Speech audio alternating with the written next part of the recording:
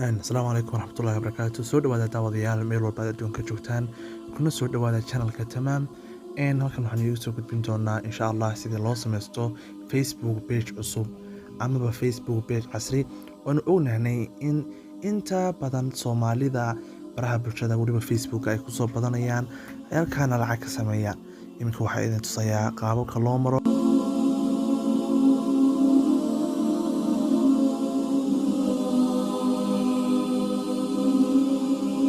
haddii aanu furno Facebook programka wuu inoo soo baxaya Facebookii saddexda xidig meesha ku qoran tahay ayaan ku dhufanaynaa. Kadib waxaanu dooranaynaa meesha pages ku qoran tahay, sidan ayaa ku soo baxaysa. Waxaad ku dhufanaysaa meesha ku qoran tahay create. Haddaba wuxuu inoo soo saaray inaad bilowdo page-kaaga sidaa u sameyn lahayd. Wuxuu yiri create your page, get start baan u dhahaynaa. halkan wuxuu yiri magacaaga amaba magaca page-ka aad ku sameyn lahayd ku qor halkan. Waxaan iskaga qoraynaa iminka tijaabo, sababta ah waa page-kan tijaabo ahaan ayaanu u sameynaynaa. Tijaabo page baan ku qor. Okay, next baan dhahaynaa. Wuxuu soo saaray Facebook page-kaagu category-giisa. yacni Facebook waxaad u sameynaysaa ama waxaad tahay qof beauty-ga iyo dadka qurxiya ama musician baa tahay. waxaad dhahaysaa qofka haddaad tahay muusiga fanaana musician and band baad dhahaysaa. qof caafimaadka iyo qurxinta waxaa ka shaqeeya health and beauty baad dhahaysaa. laakiin qofka khaaska ah dhahaysid waa bugiga rasmiga ah, waxaad ku qoraysaa halkaas personal blog oo inoo soo saaray.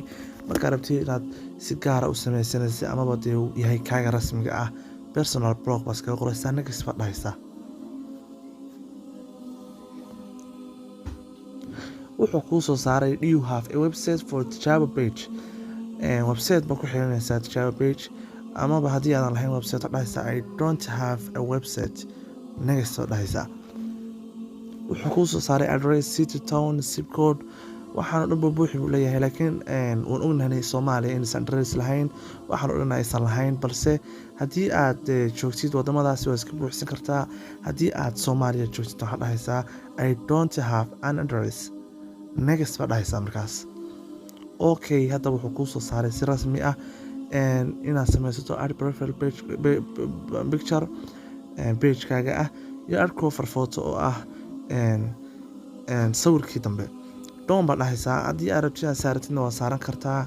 iminka waan iska saaranaynaa. waxaanu saaraynaa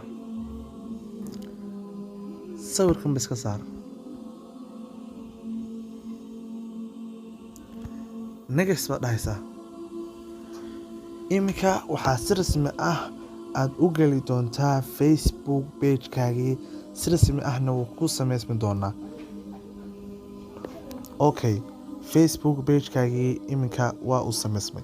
wuxuu leeyahay buuxi special for tijaabo page, next baad dhahaysaa. wuxuu yiri dadkan follow gareyso waa dadka caanka ah, iska go dheh, save dheh. iminka si rasmi ah wuxuu page-kaaga rasmi ahaa uu sameysmay. halkaas ayaana ka maamulan kartaa page-kaaga. haddii aad rabtid inaad wax soo dhigtid waa tan photo meesha ku qoran tahay baad ka dhigaysaa. haddii aad rabtid inaad eegto gudaha Facebook-kaagana waa kan. haddii aanu ka baxno iminka waxaan ku jirnaa Facebook page-keeni caadiga ahaa ee rasmiga ahaa. haddii aad rabtid inaad wax soo dhigtid halkaas ku dhufanaysaa. kadib waxaad dhahaysaa haddii aad rabtid inaad post ama qoraal soo dhigtid create post. haddii aad rabtid inaad video amaba sawir wax la xiriira soo dhigtana create story baad dhahaysaa. aad baad mahadsantihiin daawadayaal. sidaasna waxay noogu sameysay Facebook-geeni.